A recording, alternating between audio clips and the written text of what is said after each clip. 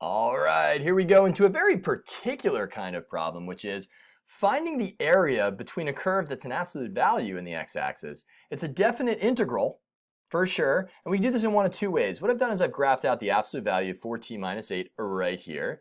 We're going to do this geometrically first. So this is method 1. So to find the definite integral from 0 to 5, you're literally just finding the area, right? All of this right in here, all the way over, all the way down to 5. All right, all of that. And I can't color inside the lines apparently, but you get the idea. We're finding all that area. Now, geometrically is not so bad. You got two triangles here. So the area would be equal to 1/2, and then you've got the height of 8. All right, so that's 1/2 the height of 8. It's from the graph right here, times 2. It's the base. Plus, this has a base of 3, so it'd be 1/2. 3, it doesn't matter if you do base or height, which direction you do it. And then the height right there is going to be 12. And so when we simplify all this out, it's going to be 1/2 of 8 is 4 times 2 is 8. Plus, this is going to end up simplifying out to 18. So we know the overall answer is going to be 26. But I want to show you how to do this algebraically, just in case you're given this problem and you don't know how to graph it, or it's really hard to graph, or maybe, gosh forbid, it's something like a parabola inside of that thing. That'd be terrible. How do we deal with that? Well, okay, here's what we do. We're going to need to break this down into pieces. We're going to have to break it into the parts where the absolute value matters and doesn't matter. What do I mean by that? Well, for all values, when we set it 4t minus 8 equal to 0, for all values where 4t minus 8 is less than 0, the absolute value matters because it's going to change those negative values positive. So we set everything equal to 0 because that's where an absolute value changes from positive, or the function inside the absolute value changes from positive to negative or vice versa.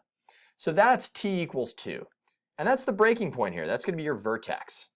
All right, so we are then going to break this into two different integrals, from 0 to 2, that area there, plus the integral from 2 to 5. Okay, all right. Now, from 2 to 5, this is the normal line 4t minus 8. No problem. We don't need the absolute value to give us the heights here. Reason being, if I were to plug in 3 into 4t minus 8, I get 12 minus 8. 3 times 4 is 12, minus 8 is 4. And that's a positive value. The absolute value plays no part in the game of giving you that value. So all these values are always positive. But if I were to plug in a number between 0 and 2, say 1, 1 times 4 is 4, minus 8 is negative 4. Well, it's not negative 4 on the graph because the absolute value acts on it, but we don't know how to integrate the absolute value with algebra. So what I do is I put an opposite sign here of everything in this interval. And the reason being is every number between 0 and 2 are going to give us negative values. So plug in 0, you'd get negative 8. Ah, the opposite of that, positive 8. So that negative we just put in right here gives us the same functionality as an absolute value. Now all we have to do is integrate it like normal. So this is going to take much longer than geometry. We can handle it. It's good practice. So we anti-differentiate this. The integral of 4t is going to be 2t squared minus 8t, all evaluated from 0 to 2. Now do not forget that very important negative sign that we carry down here. So we'll evaluate that. That's going to be the opposite of, well, I'll put that opposite outside of everything. We'll plug in 2. 2 squared is 4, times 2 is 8, minus 2 times 8 is 16, negative 16. So you're going to get that minus 16 there. Ah, 8 minus 16 is negative 8. The negative of that is positive 8. It gives you this positive value, that negative. Now here, this is not going to be so bad. 4t, the integral still 2t squared, right? Or t squared over 2 times 4 is 2t squared, minus 8t, evaluated from 2 to 5. So that's going to be straight up. So that's 5 squared, plugging that in. So that's 2 times 5 squared, minus 8 times 5. Ah, so that's the f of b minus f of a part. Plug in 2, that's going to be 2 times 2 squared, minus 8 times a 2.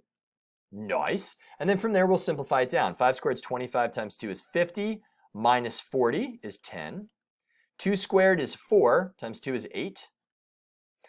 Minus 16 is negative 8. And look what you get out, a positive 18. We're going to add these up together, just like we added these areas. 8 plus 18 from far away, 26. Boom. So that is how to do an absolute value definite integral. It could come up on a test, a quiz, pop quiz, maybe just in your textbook. Now you know how to do it.